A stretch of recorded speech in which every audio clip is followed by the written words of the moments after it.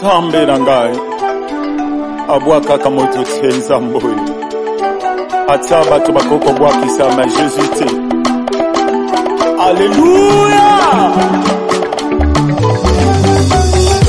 Zambe nanga zambe malamu zambe nanga abwaka kamoto te.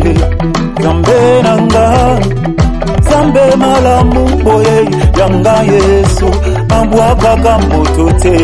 Zambe nanga zambe malamu zambe nanga ambwaka kamoto te. Moto na mokira kokigobwa kisayo kasi zambe to yanga Yesu alembaka mokumba na yete mobala kokiko wangana Yesu mikasi zambe te. Yesu oyo yanga Jésus awaka kamoto te. Zambe nanga zambe malamu ya awaka kamoto te. Zambe nanga zambe malamu zambe nanga abwaka kamoto te. Zambe nanga zambe malamu zambe nanga abwaka kamoto te. Zamokire bakisi yondeko kangaga motema ye talela gaga zamba waka kako ayete.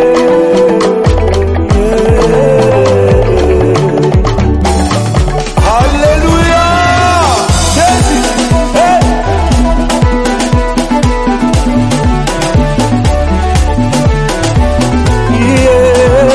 Yeah. Abwaka kamoto te. Abwaka kamoto te. Yesu yo. Abwaka kamoto te. Yesu yo. Abwaka kamoto Zambe nanga Yesu yo. Abwaka kamoto Malama kamo Yesu yo ya. Abwaka kamoto Abwaka kamo ayete irombe. Abwaka kamoto Yesu yo yo. Abwaka kamoto La baba la Yesu yo. Abwaka kamoto Yesu yo. Abwaka kamoto Zamjalo kwa yanga kama Jésus. Abwaka kamoto Yesu yo. Abwaka kamoto Nazaya yanga yo yo. Abwaka kamoto La baba Yesu yo. Abwaka Sopina kamoto mama yanga Yesu yo. Abwaka Akala kabine yanga Yesu yo. Abwaka Abamuza kabine yanga Yesu yo. Abwaka kamoto Yesu yo. Abwaka kamoto Yesu yo. Abwaka na yo motuti. Atokomira sika atamakambo zo simbati. Yesu.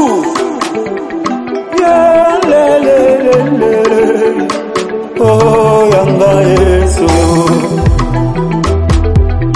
Namokiri bakokigo bangisa yo mboto zangi mbongo zangi mosoro Yesu yo. Kasi zanga zao ya lokota kataba shomere moya yabo nimekala kambongo yo.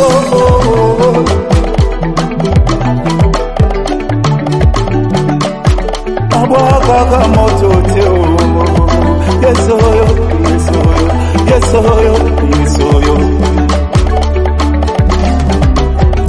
Zambe nanga zambe malamu zambe nanga abwaka kamoto te.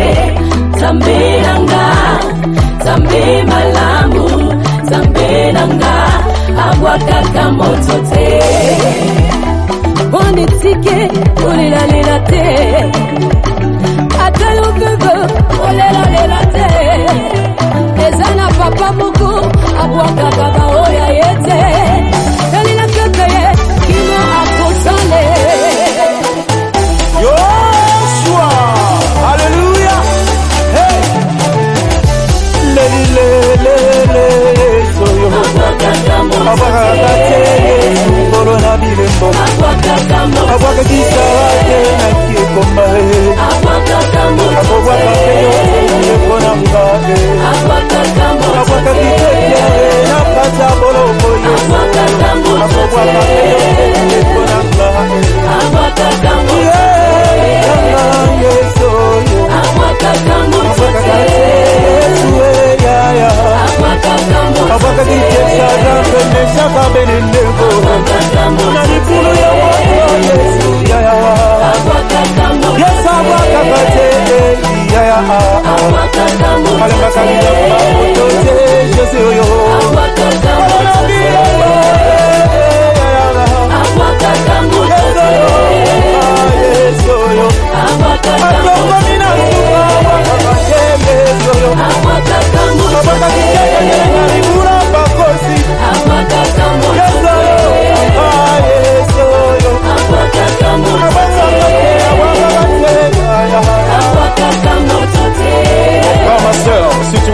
a pu conduire dans le désert, sachez que c'est pour ton bien. Alors ne te comporte pas comme les enfants d'Israël au désert, qui se lamentaient à cause de mon Dieu et toi. Mais fais confiance au bon berger. Le bon berger n'abandonne personne.